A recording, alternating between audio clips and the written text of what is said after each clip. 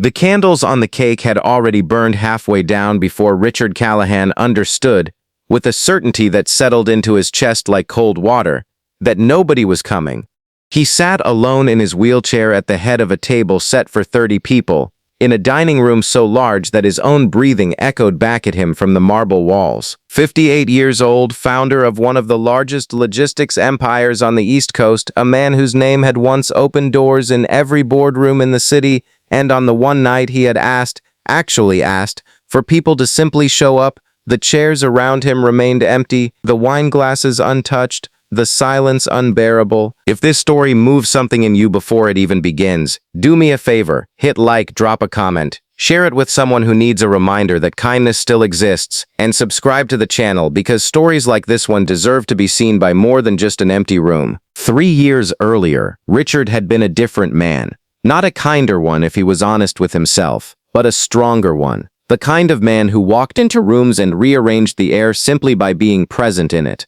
He had built Callahan Freight Solutions from a single truck and a stubborn refusal to fail into a company with terminals in 11 states. He worked 18-hour days. He missed his daughter's college graduation for a shipping contract in Singapore. He told himself, the way ambitious men often do, that there would be time later for the people who mattered, that the empire came first because the empire was what would eventually take care of everyone he loved. Then, on a rain-slicked highway outside Harrisburg, a truck he did not know was carrying faulty brake lines jackknifed in front of his car. And in the space of 4 seconds, the life he had been building toward was replaced by a different one entirely. He woke up in a hospital bed 9 days later to a doctor's quiet, careful voice explaining that the damage to his spine was permanent, that he would never walk again, and that the man who had once paced boardrooms like a general inspecting troops would now spend the rest of his life looking up at people instead of across from them. The company did not fall apart, which was in its own bitter way the cruelest lesson of all.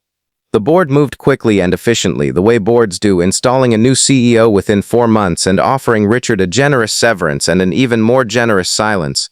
His calls went unreturned by men who had once flown across the country for his approval. His calendar, once crammed edge to edge with lunches and dinners and golf outings disguised as negotiations, became a blank white page. His wife Diane stayed for a year and a half, long enough to prove to herself and everyone else that she had tried, before she filed the papers and moved to Boston with a man who could still dance with her at their niece's wedding. His daughter Emily called on holidays out of a sense of obligation that grew thinner with each passing season, until even that thinned into occasional texts that said little more than "Hope you're doing okay, Dad." He moved from the sprawling house in Greenwich, which had too many stairs and too many memories, into a smaller estate on the edge of town, smaller by his old standards, though still large enough to swallow a lonely man whole. He hired a live-in nurse named Marisol, a woman with tired eyes and an endless patience that Richard suspected he did not deserve, and he spent his days in a study that overlooked a garden he could no longer walk through, watching the seasons change through glass like a man watching his own life from the outside. When his birthday approached that year, something in him, some small, stubborn ember he thought had gone out with everything else,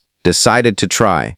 He told himself it was foolish even as he did it, dialing numbers he had not dialed in years, sending invitations through Marisol to men who used to call him friend over expensive scotch. He invited former board members, old college roommates, neighbors from the life he used to have, even a few relatives who had drifted to the edges of his world. 30 invitations, carefully worded, none of them mentioning the wheelchair, none of them mentioning the divorce, none of them mentioning how much it had cost him emotionally to ask. The day came. Marisol had helped him dress in the good blue shirt he used to wear to shareholder meetings, had wheeled him to the head of the long dining table, had lit the candles on a cake that cost more than most people's monthly rent, and had waited with him as the clock ticked past 6, then 7, then 8. Cars did not come up the long gravel drive. Phones did not ring with apologetic excuses. The silence simply stretched, thin and total, until Richard finally told her, in a voice flattened by something deeper than disappointment, that she could go ahead and blow out the candles herself, because clearly no one else was going to bother.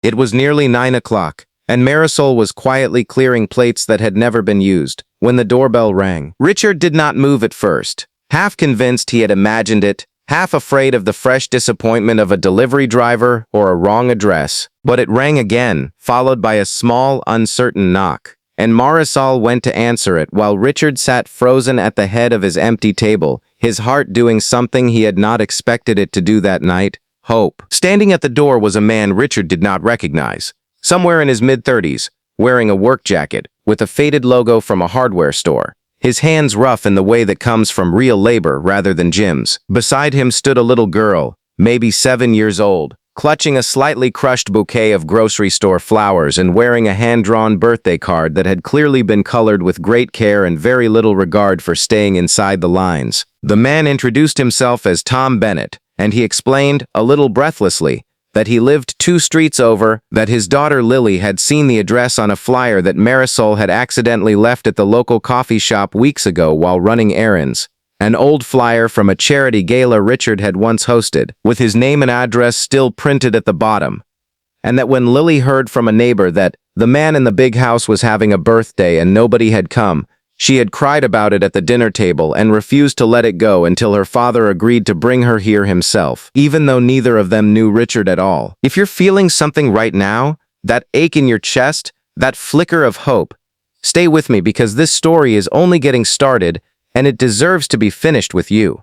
Richard, a man who had negotiated multi-million-dollar contracts without so much as a raised eyebrow, found himself entirely unable to speak. He simply stared at this stranger and his daughter standing awkwardly in his marble foyer, a wilted bouquet held out like an offering, and something inside his chest cracked open in a way it had not cracked in 3 long years. Marisol, wiping her eyes with the back of her hand, ushered them both inside, and Lily marched straight up to Richard's wheelchair with the fearless directness that only children possess, climbed halfway onto the armrest, and told him that 7 was her lucky number, and that she had picked out the candles herself. And did he want to hear her sing Happy Birthday? Because she had practiced it in the car. He said yes. His voice cracked on the single word.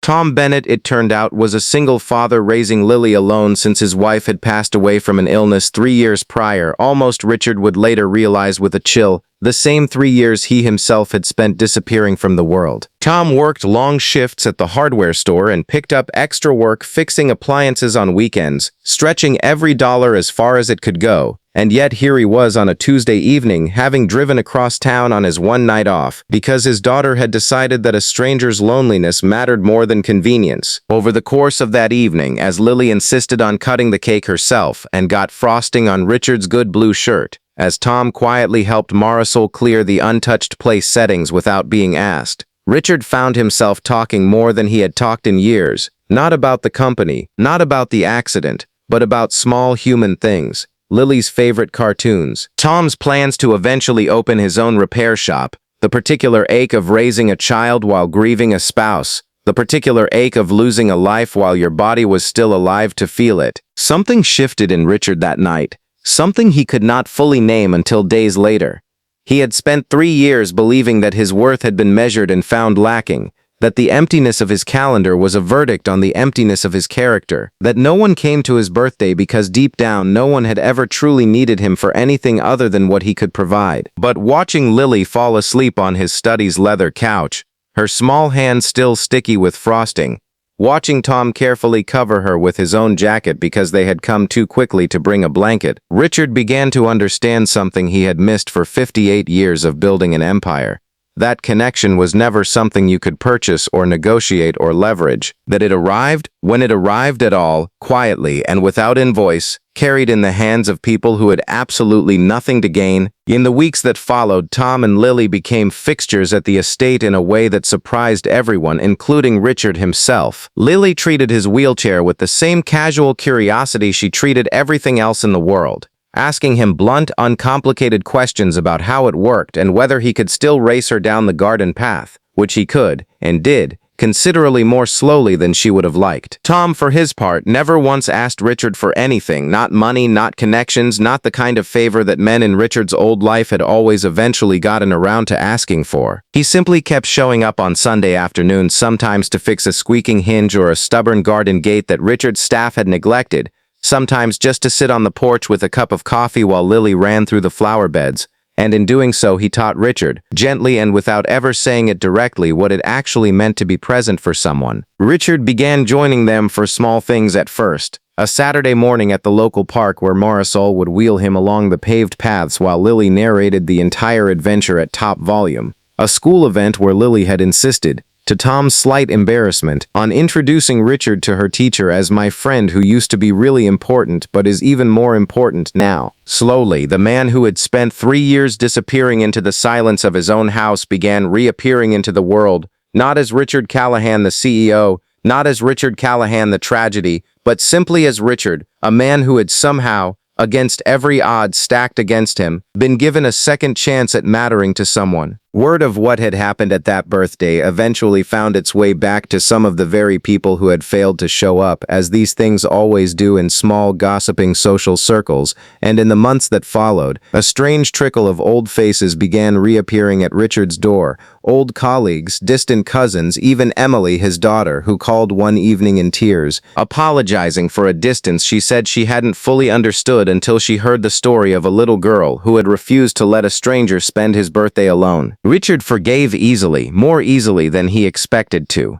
because he had come to understand something during those quiet Sunday afternoons with Tom and Lily, that holding on to resentment took an enormous amount of energy he would rather spend on the people actually willing to sit beside him. But it was Tom and Lily who remained, through it all, the true center of that unexpected new chapter of his life. Richard, with the kind of quiet determination that had once built an empire, used a portion of his fortune, not as a handout, he insisted, but as an investment, a term Tom would recognize and respect, to help Tom open the small appliance repair shop he had always dreamed of, complete with a modest apartment above it where Tom and Lily could finally have a bit more room to breathe. He did not do it for gratitude. He did it because for the first time in 3 years he had woken up each morning with a reason to, and that reason had a gap-toothed smile and a habit of leaving crayon drawings taped to his refrigerator. On Richard's next birthday, 1 year later, the dining room that had once held 30 empty chairs and one broken man held instead a much smaller, much louder gathering. Tom, Lily, Marisol, Emily, who had flown in from her new life to be there, and a handful of people who had proven, through actions rather than invitations, that they deserved a seat at that table. Lily, older now and slightly more confident in her cake-cutting abilities, insisted on making the first toast, raising her cup of apple juice high in the air and declaring, with the absolute conviction that only a child can summon, that Richard was the luckiest man in the world because he had the most friends who actually meant it. Richard, looking around that table at faces that had chosen to be there for no reason except that they wanted to be, found that for the first time since the accident that took his legs, he did not feel like a man who had lost everything. He felt instead like a man who had been given the rare and unearned gift of discovering what everything had actually been worth all along. If this story touched something in you, if it reminded you that a single act of kindness from someone with nothing to gain can rebuild a life that money and status never could, please take a moment to like this video, leave a comment, and share it with someone who might need this story today. It costs nothing, and it means everything to a creator trying to put a little more light into the world. And before you go, I want to ask you something. Comment below and tell me, have you ever shown up for someone, or had someone show up for you, in a moment when it mattered more than they could have known? Because that is in the end the whole quiet truth of this story. That the world is not made kind by the powerful remembering the powerless, but by ordinary people like Tom and Lily Bennett, who looked at a lonely old flyer on a coffee shop counter and decided without hesitation that no one should ever have to blow out their own birthday candles alone.